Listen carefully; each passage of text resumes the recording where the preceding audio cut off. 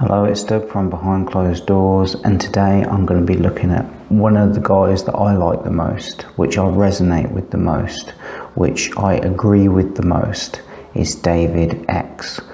Now, for those of you who don't know David X, he had two rules that he had when it came to women and dating. Number one, don't worry about what she's thinking about. Number two, you're the most important person in the relationship. And David also knew the three most important things in a relationship, which are honesty, trust and respect. He was a man ahead of his time, and he knew what he was doing, and he had a philosophy and a structure that I agree with.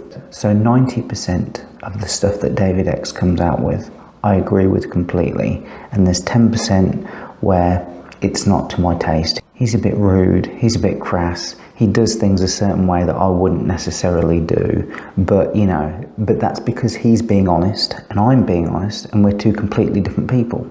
But in terms of the bit that we do agree on, the 90%, it's based on the fact of their moral principles, their philosophy, they're a structure, they're a guidance, and the difference that we have between us is just because we're different people. So I'm not going to watch the majority of these videos where he's talking about all the things that I agree with, because I don't think that would make for an interesting video. So instead what I'm going to do is I'm going to look at a clip from a video where I disagree with him on. So just to give you some context, David X is saying that if you're seeing two girls, you don't tell them about each other. And of course, if you keep that part of your life secret, then you're not being honest with them. And that kind of goes against one of his principal philosophies. This guy is challenging him out the audience, how he comes to that conclusion, how he reconciles that within himself. So let's get into the video. Yeah, I still struggle with a question about 2 questions ago, and you'd said earlier the kind of 3 values that you look for in a relationship would be, I think if I'm right, honesty, trust and respect. And I found giving that answer to a girl who says, are you fucking other women? And you say, you know what, are you insecure? Why are you asking me about this? That doesn't quite sound to me. You know what Yeah, his advice was to answer a question with a question. It was to use a feminine tactic, because when women want to avoid answering questions guys ask, they answer a question with a question. And his advice was very similar. He's saying, well, they do it to you, so you do it back to them. I'll answer a question with a question. But to me, that's just very effeminate and very masculine. Like, if you're being true to yourself, you have nothing to hide, have nothing to be ashamed of, and you can be honest about things. So this is where it's interesting. You see, this guy that's asking this question is a bit like me. He's poking. He's not challenging, saying that he's wrong. He's just saying, he's just trying to take his worldview philosophy and make it work for him. He's trying to think, well, you're being honest this way. How can I be honest and reconcile that within myself? So this is a very interesting video. That doesn't quite sound to me. You know what? Depending. Just let me finish off my point. Okay, that doesn't quite sound like it resonates with me that you're being totally honest, that you're prepared. Yeah, because the nature of seeing more than one person while you're in a committed relationship has always been a very contentious issue, no matter when it arises. And he's kind of saying, put it off, don't tell them about it. It's none of their business. And I don't agree with that, especially if you're being honest, because if you're being honest, what have you got to hide? So you're prepared to say to a woman, you know what, I am sleeping with other women. That doesn't sound like you've been those kind of values of. And I think you've got to say things that make you strong instead of things that make you weak. And I find that when you are honest with yourself, you're saying things that are strong. And when you are lying or cheating or deceiving yourself, forget everyone else. When you're lying and cheating to yourself, you are weak. You collapse. So I believe to be a strong man, you need to be honest. Those kind of values of honesty and truth and respect. I don't know what you think about that. I'll use a glass. Again. He's having a sip of water. Have a think about that one. Depends at what stage you are in the relationship, because answering her, if you're fucking her already, and she asks if you're fucking someone else, I do again what I said women do. Why are you asking me this question? You feel I don't respect you? A lady wouldn't ask me that question, and a gentleman would never answer it. And I avoid the question, and I tell them, I'm not comfortable answering those questions. You don't respect me because I said to you, I'm not comfortable answering those questions. Honesty, trust, and respect. Respect my answer.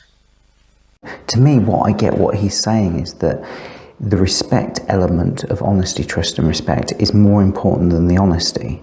But I don't think that that's true. I think that honesty is fundamental in the equation. Because I've thought about this a lot.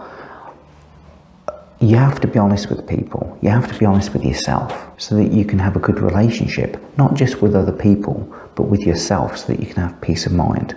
You have to be honest. That's at the basis of everything. And I think because he gave a talk with Alan Roger Curry here as well, and Alan Roger Curry's whole thing is mode 1, which is essentially honesty. Be honest. That's where they kind of overlap. Now, he's saying that respect trumps honesty, but respect only comes about because you are being honest. If you're being honest and somebody disrespects you, you know you don't need to interact with them anymore. Because if they can't respect you when you're honest, do you really want to hang around with that person? Are they really that trustworthy? Because this is all about building trust. So the order that I have it is honesty at the base, then respect, because someone's being honest. Because why should you just randomly respect somebody if they're not being honest with you? So you have honesty, then respect, and then from that honesty and respect, trust comes. Even if you don't like the other person, you'll still respect them. You'll still say, yeah, I don't like them, but they're being honest. You can't not respect somebody, even if you disagree with them. And I do have a lot of respect for David X, and I know that he passed away recently. And I don't like doing videos on people that are no longer here with us because they're not here to defend themselves. So I say all this very respectfully, and I point you to David X. So if you want to go and learn more about him, go look at his resources and all his recorded material from when he was live. The same is true with Patrice O'Neill. I'm going to be doing another video on Patrice O'Neill, and I'm going to be observing and making commentary. But again, I don't like to do it because I don't like to talk about people when they're no longer with us, because they're not here to correct me if I'm wrong about their work. If she doesn't respect you and demands an answer, you got your answer right there. Look for somebody else. It's over. Giving out honesty, trust, and respect is just as important as receiving it. She doesn't respect your answer. No, I don't want to answer that question, even if I'm not. I don't like to volunteer. Again, if you've got 3 principles that you're going by, and we have the same principles, you need to prioritize them in terms of their importance. There needs to be some sort of a hierarchy. That's all part of the structure of having something there to depend on. I don't go on Facebook and say what I'm doing. I'm a private guy. Now, I guess I'm not. And again, this is coming back to, this is no disrespect to David X, because he is being honest. But we just have different ways of doing things with those principles. Not private. But yeah. How many girls have asked you that question? The guy even sits like me with his hands. I do that all the time. How many girls have asked you that question? Oh, again, rule number 1. No, rule number, you're thinking they're going to ask you that question if you're fucking somebody else. No, I suppose it's trying to get around in my own head. How do I feel about fucking 2? How would I feel about fucking 2 women, concurrently over a period of time? Can I reconcile that with myself? I don't know. So reconcile it with yourself. Okay, if I but can't... don't anticipate she's going to ask you that question. She hasn't asked you that question. It's again rule number 1. You're thinking she's going to ask. They're both right for different reasons. She's going to ask me that question. You're not even doing it yet. You don't have one girl. You're thinking about a question she's going to ask me. Oh, if I'm fucking 2 girls, she's definitely going to ask me. If she's going to ask you that hard, say, smell my dick, and you tell me. You see, this is where he's a bit crass for my taste. But again, I've got to respect the guy because he's being honest. That's the whole nature of it. This is where you can, like, listen to people and disagree with them without disrespecting them. And I think in 2021, that's very difficult in our culture because everybody's offended at everything. The fuck, you know, right away I say rule number one and you're disregarding it completely. Right away, you're thinking what she's going to ask you. What, you feel guilty? You want to fuck two girls? If you don't want to fuck two girls, if you want a monogamous relationship, go for it. I'm not telling you have to fuck more than one girl. I'm telling you, don't anticipate what she's going to say. You're anticipating what she's going to say to you. You haven't even met her yet. Is she good looking? I don't think it's so much about what she's going to say. I think it's about some sort of moral conflict within himself. So he's obviously not comfortable with it in some way. So even though you could do that, it's not to say that you should do that. He might be more comfortable in a monogamous relationship. Because if he was really okay seeing more than one girl at a time, he'd be more at ease with it. So it's what the two girls at the moment. Yeah, I haven't fucked either of them. You're right, and you're right. I am anticipating. Are they good looking? But I was, yeah. What's your best feature? Probably her ass. Have you seen her naked yet? Have you seen her naked yet? Yeah, and haven't fucked her.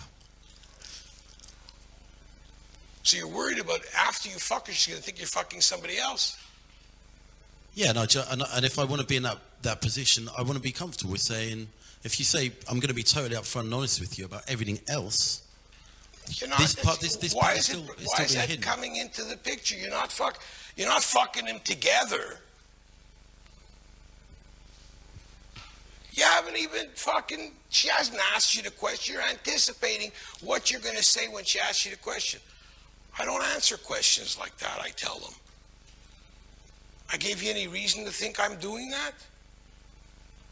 You're presuming because you're feeling guilty already. You're feeling already guilty that if you decide you want to fuck two girls, what happens if they ask you? Again, I can see what they're both saying, but the guy is trying to reconcile within himself about how to conduct himself and a way of treating people, whereas David is focused more on the situation and the circumstances. So they're talking about two really different things. What happens when the moon falls and runs into the planet Earth? I think you should prepare for things like that. It's the same stupidity. Yeah, I can't decide what she's going to ask you. What happens if she says, I don't swallow? What are you going to say to her? Okay. What happens if she says to you, I won't take it up the ass? You're worried about fucking two other. Is she doing all these things for you yet? You're worried about the wrong thing. Exactly. You're not focused on what you need to do. Also, I think if you're focused and you're honest, you don't need to worry about things. Because if you're being honest and true to yourself, then you'll, like I said earlier, you'll be strong. But if you're being dishonest, you'll be weak. What happens if he forgot to load film in his camera? I find he's been standing here for no reason for an hour. I love David X and his philosophy, and we have a very similar way of thinking. But at the same time, I still disagree with him, and I still respect him. And the reason why I like him, even though I don't agree with what he's saying and how he's using the principles, because we both have honesty as a fundamental principle, as a way of conducting ourselves in relationship. He just has a different way of expressing it. But the beauty of honesty is, it's being honest. That's how you're thinking and feeling, and your instincts in the time. And the thing that I try and do in these videos and stuff like that, with all the game stuff and all that kind of stuff, I try and get people to forget about all that and stop listening to your head and listen to your gut. What do you want to do? Listen to your instincts and connect with that, because your instincts have kept you alive and they do it without your permission every single day, you have all sorts of instincts that get you through the world, and trust those over this imaginary thinking and all these problems that are going to be created up here. That's a distraction from what you really think and feel. So yeah, that was David X. May the gentleman rest in peace.